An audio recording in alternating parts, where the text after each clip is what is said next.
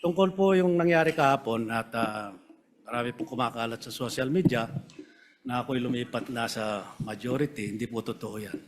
Nananatili po ako sa minority group at hindi po ako aalis dito. At yung pong motion ni Senator Zubiri kahapon ay sinusuportahan ko po. Hindi ko lang po ako nakapagsalita kahapon, kala ko may botohan. Ngayon pala wala naman. Hiling ko lang po dito sa Senado, sana magkaisa tayo. Iwasan ang bangayan, ang dami-dami natin bisitang pari dito. Palakpakan po natin sila para ipagdasal po kami na magkaisa na kami para maibalik ang dangal ng Senado. Maraming salamat po.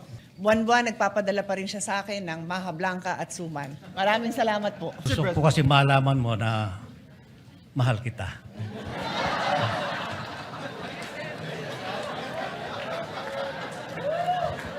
Senator Lito Lapid is seeking the floor.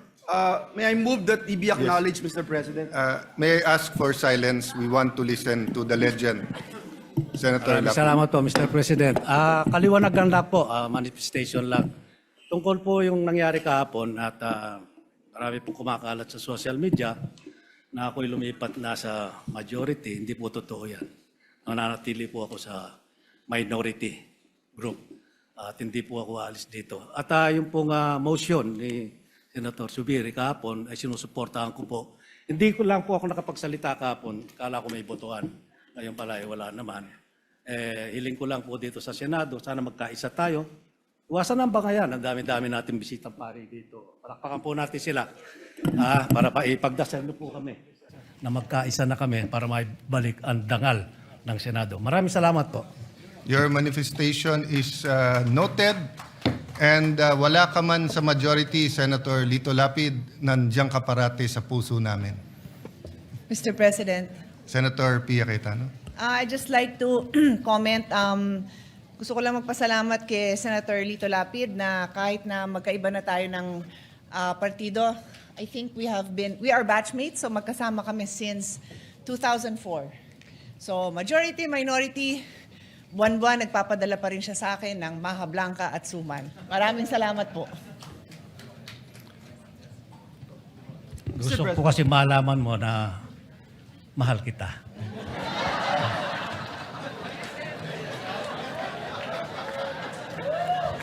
What does the brother say? No, I am trying to figure out bakit Maha Blanca ang binibigay sa kanya samantalang sinabi ko na kay Kuya Lito Lapid na ako'y umiinom na ng maintenance medicine para sa kolesterol pero sisig pa rin ang dinadala niya para sa akin. So iniisip ko kung mahal din niya ako o si Senator Pia lang ang kanyang mahal. Mr. President, nilalapit ka daw niya sa Diyos. 2026 and consider the same as approved. Let us first recognize the former Senate President and the present Minority Leader. Senator Tito Soto, sir. Thank you, sir. I am not objecting. I would just like to make sure that the manifestation of Senator Lapid is manifested in the journal because Yes. in the journal yesterday, it is manifested that he did not agree with the motion of Senator Zubiri.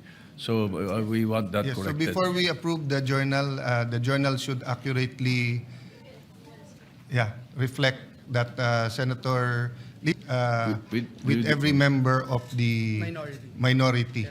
Yes. Thank you, sir. And in the end, we agreed as a body to find a way forward. Yes. Senator Erwin Tulfo, you are Senator Erwin recognized.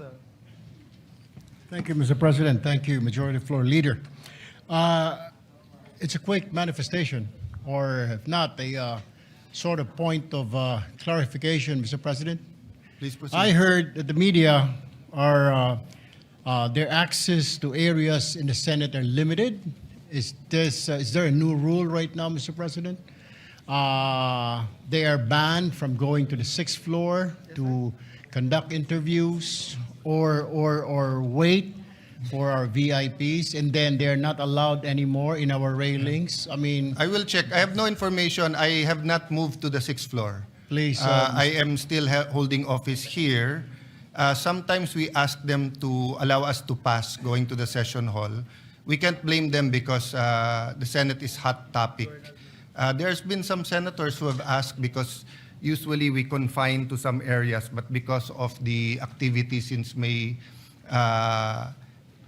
11, everyone wants to get their footage, whether in their official camera. So I think we've just asked for a little bit of order here, but let me inquire, but so far I have no information that we're limiting any movement from the media. Thank you, Mr. President, because that's, they were told by, I don't know, I really don't know whose order did it come from, They were told that that they're not allowed to go to the 6th floor anymore and to move away from the railings because they were just surprised, Mr. President, Well, that they need a previous... let me check the 6th floor because I don't hold office in the 6th floor. Yes, so they're asking if there's a new rule, Mr. President. Yes, but as far as the railings is concerned, that has been an old ruling. Before they're even allowed on the floor, when you were not still a senator, sir, before 3 o'clock. But what happens is that sometimes the Senate President, that was before I left the Senate to go to DFA, Senate Majority Leader. No? I don't know when we changed the rule na hindi sila pwede sa floor. But they have allotted space all over, but we also have guests. And then our staff has the first row for obvious reasons. But of course, when there's activity on the floor, they move forward. So if it's just a reminder to give the staff enough space and also enough room, that's okay. But if they're being prohibited or in any way they're being hampered from doing their job, then I'll make sure that that doesn't happen. But having said that, we do have limited space all over and medyo mas marami na talagang media ngayon. Thank you for the clarification, Mr. President, and for that assurance. Thank you. Thank you for bringing it up, Senator Tulfo. Yes, Mr. President, I move for the previous question that we dispense with the reading of the journal of the 67th session, May 25, 2026, and consider the same as approved. Any objection? Hearing none, the motion is approved. Mr. President, at this juncture, I move that we proceed with the reference of business. There's no objection. Please proceed. Bills on first reading. Senate Bill number 2151 titled, An Act Urging the Comprehensive Planning, Development, and Export Promotion of the UBE, providing funds therefore and for other purposes, introduced by Senator Marcos. Referred to the Committees on Agriculture, Food and Agrarian Reform, Trade, Commerce and Entrepreneurship, and Finance. Number 2152, an act defining the rights and fundamental freedoms of human rights defenders, declaring